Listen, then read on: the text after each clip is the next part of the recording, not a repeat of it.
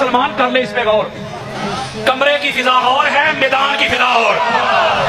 میں اللہ کے فضل و کرم سے میدان والا ہوں، میں قرار کا ماننے والا ہوں، فرار کا نہیں.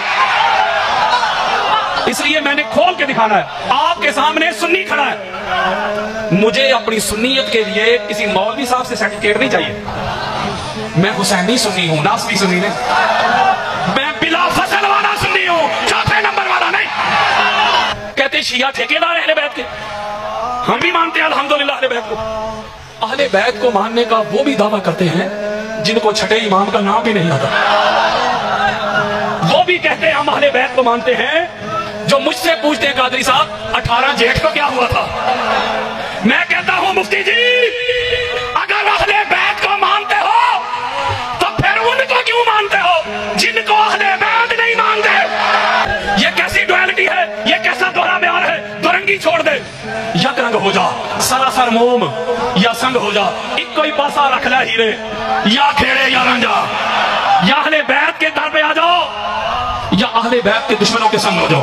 یار لوگ اہل بیت کا بھی ذکر کریں اور اہل بیت کے دشمنوں کے بھی قصیدے پڑھیں. تجھے پتہ ہی نہیں کہ ماننا کہتے کسے ہیں. خیبر کا میدان ہے. پہلے دن آقا علیہ الصلوۃ والسلام نے حضرت ابوبکر صدیق کو بلایا. کسی کو حدیث چاہیے میرے موبائل میں پڑھی. کسی کے دل میں بھی کسی شخصیت کے لیے گستاخی ہو وہ لانتی، جو گستاخی نہ ہو اس کو گستاخی کہے وہ بھی لانتی. میں بس کتابیں پڑھنے لگا ہوں. پہلے دن حضور نے حضرت ابوبکر صدیق کو بلایا. اے ابوبکر یہ پکڑ میرا علم، بن جا علمدار. جاگو ذرا، بن کمانڈر ان چیف، بن سپاہ سالار، حملہ کر. حضرت ابوبکر صدیق نے علم پکڑا، کمانڈر بنے، سپاہ ساتھ لی، اٹیک کیا، حملہ کیا. ادھر سے مرحب آیا. جب مرحب آیا تو پورا لشکر واپس تشریف لے آیا. جو کتابوں میں جملہ لکھا ہے نا وہ نہیں میں پڑھ رہا، چونکہ مولوی صاحب کہتے تھے فرار نہ کہو تشریف کہو، تو میں تشریف ہی پڑھ رہا ہوں.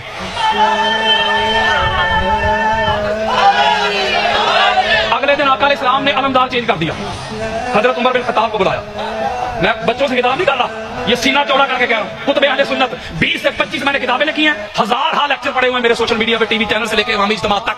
میں نے زندگی میں کبھی ایک حوالہ بھی شیعہ کتب کا نہیں دیا.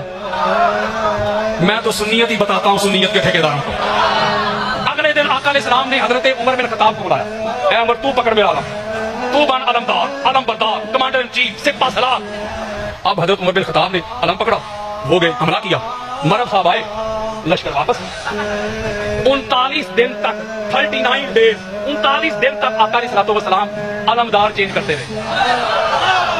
نہیں سمجھ رہے آپ کو؟ اگر تکلیف ہے نا کہ علم علی اور علی کی اولاد سے کیوں منسوب ہے، تو مولوی جی حضور نے تو علم اوروں کو بھی ایک ایک ایک کو دیا تھا. یہ الگ بات ہے کہ وہ علم سنبھال نہیں سکے.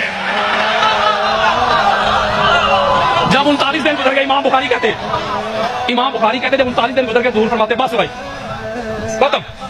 ہر روز جاتے ہو، ہر روز آتے ہو، باقی سارے معاملات ہو رہے ہیں، کرتے کچھ بھی نہیں. بس اب کل علم مرد کو دوں گا. دیکھو یار، لأوتینہ ھذا رایا، یہ جو علم ہے غدن، یہ کل کس کو دوں گا؟ مرد کو.